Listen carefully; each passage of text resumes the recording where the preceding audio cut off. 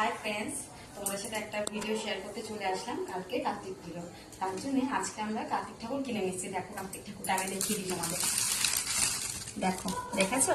তোমাদের সাথে প্রথমবার কার্তিক ঠাকুরের মুখটা শেয়ার করলাম। হচ্ছে কালকে আমার বান্ধবীর বাড়িতে কার্তিক ঠাকুর ফেলবো, তার জন্য আমি একা না, আরো অনেকে আছে, তাদের সাথে তোমাদের পরে মিট করিয়ে দিচ্ছি। ঠিক আছে, এখন বাজে রাত 12:15। দেখেছো, এখন বাজে রাত 12:15। এখন ফেলবো না, আরো রাত হোক তারপরে ফেলবো।